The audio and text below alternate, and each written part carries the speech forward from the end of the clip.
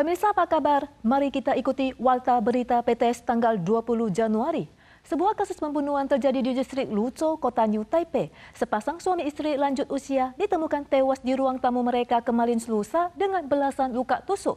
Berdasarkan kamera pengawas, polisi menetapkan putra korban yang berusia 30-an tahun sebagai tersangka utama. Ia ditangkap di Xinchuang tadi malam dan kini tengah diinterogasi untuk mengungkapkan motif kejahatan.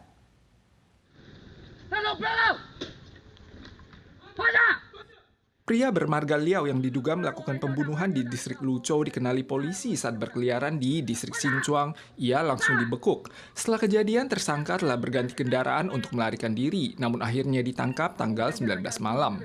Tanggal 18, pasang lansia di distrik Luzhou ditemukan tergeletak di ruang tamu dengan sejumlah luka tusukan. Menurut pemeriksaan, korban pria usia 60-an tahun sempat melakukan perlawanan sebelum meninggal dengan luka sayatan di bagian tangannya. Polisi meninjau rekaman CCTV dan menetapkan putra korban sebagai tersangka utama. 亲友他联系他不上，然后直接来住处，按门铃也没有回应，然后直接拨打电话，发现里面有电话声，然后就觉得说不太对劲。 Tetangganya mengatakan mereka pernah mendengar pelaku meminta uang kepada orang tuanya beberapa kali. Terkait apakah tragedi ini dipicu oleh masalah keuangan masih butuh penyelidikan lebih lanjut. Kasus pembunuhan anggota keluarga pernah terjadi di masa lalu. Kasus nenek yang dibunuh cucu dengan pisau setelah tidak diberikan uang dilaporkan terjadi di distrik Xinchuang. Oknum dijatuhi hukuman penjara seumur hidup. Sedangkan kasus anak yang membunuh ibu akibat sengketa harta juga terjadi di distrik Wuku. 修法之前是只能判死刑或是无期徒刑的，而在民国108年以后呢，有可能被判有期徒刑而已。它会被加重这1/2的这个刑责。 Amandemen UU telah mengakibatkan sanksi untuk kejahatan ini tidak lagi terbatas pada hukuman mati atau penjara seumur hidup. Namun dibandingkan dengan pembunuhan biasa, hukuman bagi kasus pembunuhan anggota keluarga akan lebih berat.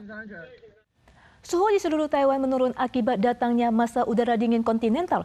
Administrasi Cuaca Pusat CWA memperkirakan suhu terendah 10 hingga 12 derajat Celcius pada Rabu dan Kamis. Selain itu, hujan salju sporadis berpotensi turun di pegunungan tinggi wilayah utara, timur laut, timur, dan tengah Taiwan. Sejak pagi, cuaca di Taiwan Utara terasa dingin dan basah akibat masa udara dingin kontinental. CWA memperkirakan wilayah tengah hingga utara serta Ilan mulai mendingin serasa sore dengan suhu terendah sekitar 10-12 derajat pada Rabu dan Kamis. Kondisi dingin dan basah ini diperkirakan mereda pada Jumat. Sementara itu, suhu di wilayah tengah dan selatan juga turun 3 hingga 4 derajat. Meski siang hari berpeluang cerah, perbedaan suhu siang dan malam cukup besar. Beberapa daerah seperti Miaoli, Ilan, dan Kinmen bahkan berpotensi mengalami suhu di bawah 10 derajat Celcius. Selain itu, hujan salju sporadis berpeluang turun di pegunungan dengan ketinggian 2.000 meter di wilayah utara dan timur laut, serta 3.000 meter di wilayah tengah dan timur. Menjelang liburan musim dingin, jumlah penumpang di Bandara Taoyuan meningkat tajam dan arus penumpang padat setiap hari. Kementerian Transportasi dan Komunikasi MOTC mencatat jumlah penerbangan mingguan kini telah melampaui masa sebelum pandemi. Tahun ini, volume penumpang diperkirakan mencapai rekor 62 juta orang dengan pemulihan rute Jepang dan Korea Selatan mencapai 125%. Arus wisatawan terus meningkat. Jadwal penerbangan musim dingin saat ini mencapai 2.981 penerbangan per minggu. Penerbangan ke Hong Kong, Makau, dan Tiongkok belum pulih ke tingkat pra-pandemi seiring kebijakan antar selat dan permintaan pasar. Sedangkan ke Selandia Baru dan Australia baru pulih 85% dari tingkat pra-pandemi. Penerbangan internasional ke wilayah lainnya semuanya telah melampaui tingkat pra-pandemi. Rute tersibuk adalah ke Jepang dan Korea Selatan dengan 1.192 penerbangan per minggu. 北美转东南亚跟转东北亚都非常方便，还有很多努力的空间，因为我们未来转机的量会非常大。连续假期的涨幅就是，假如说像过年春节连续假期的涨幅就相当涨幅相当的高，而且比以往的来的高。 Pelaku usaha menjelaskan walau volume penerbangan telah pulih, kenaikan harga barang dan krisis SDM berarti harga tiket mungkin akan mengalami kenaikan. Pemerintah Kabupaten Changhua tahun ini menyediakan 20.000 dosis vaksin herpes zoster atau lebih dikenal sebagai cacar ular untuk warga lansia di atas 65 tahun. Warga cukup membayar $26.000 Taiwan untuk 2 dosis, sementara warga berpenghasilan menengah ke bawah dapat menerima vaksin gratis. Pendaftaran dibuka hari ini dan tingginya antusiasme membuat 180 kuota langsung habis. Tahun ini, pemerintah Kabupaten Changhua menyediakan 20.000 dosis vaksin untuk menyubsidi pencegahan penyakit herpes zoster.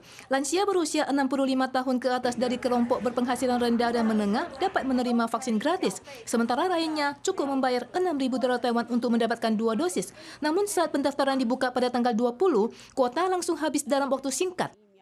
Pemerintah Kabupaten Changhua menyatakan masih ada 4 kali pendaftaran hingga akhir Februari. Dokter mengingatkan herpes zoster merupakan reaktifikasi dari cacar air. Begitu daya tahan tubuh menurun, virus tersebut akan aktif kembali. Lansia dan orang dengan fungsi kekebalan tubuh lemah diimbau untuk segera mendapatkan vaksinasi. Taiwan telah memperoleh komitmen dari Amerika Serikat terkait pasal 232 yang menjamin perlakuan tarif paling istimewa untuk semikonduktor dan produk turunannya. Menyikapi hal ini, Kantor Kepresidenan Korea Selatan menyatakan telah mengaktifkan mekanisme konsultasi darurat dan menegaskan bahwa tarif istimewa Korea tidak akan lebih rendah dibanding negara lain. Industri semikonduktor Taiwan dibebaskan dari tarif resiprokal, membuat Korea Selatan selaku pesaing industri chip waspada. Tanggal 18, Kantor Kepresidenan Korea Selatan mengeluarkan pernyataan terkait peluncuran mekanisme negosiasi darurat, menekankan bahwa tarif chip tidak akan lebih rendah daripada negara lain. 要让美国拥有充足自给自足的 High Bandwidth Memory， 那么其实三星跟 SK 海力士就必须要大手笔的投资美国，不是建晶圆代工厂，是建记忆体厂。 Perusahaan Taiwan yang membangun pabrik manufaktur baru di Amerika dapat merencanakan ekspor hingga 2,5 kali kapasitas yang disetujui Amerika tanpa dikenakan tarif resiprokal. Saat ini, perusahaan TSMC memegang pangsa pasar global terbesar di bidang industri wafer, sekitar 70%. Di pasar DRAM global, Samsung, SK Hynix, dan Micron Technology masing-masing memegang 20 hingga 35%. Sementara CXMT dan Nanya Technology masing-masing di bawah 5%. Departemen Perdagangan Amerika menyampaikan, perusahaan yang tidak mendirikan pabrik di Amerika mungkin akan menghadapi tarif yang lebih tinggi di masa mendatang, yang berpotensi memberikan tekanan signifikan pada produsen produk DRAM. 如果韩国的半导体关税比我们高，那么它卖到美国的晶片价格就会没有竞争力。 Dengan disepakatinya tarif antara Taiwan dan Amerika, PDB Taiwan tahun ini diperkirakan akan mencapai 4,14%. Para pemirsa sekalian, sekian Warta Berita PTS. Berikutnya mari kita saksikan karnaval di Bolivia. Kita soal lagi di lain kesempatan. Sampai jumpa.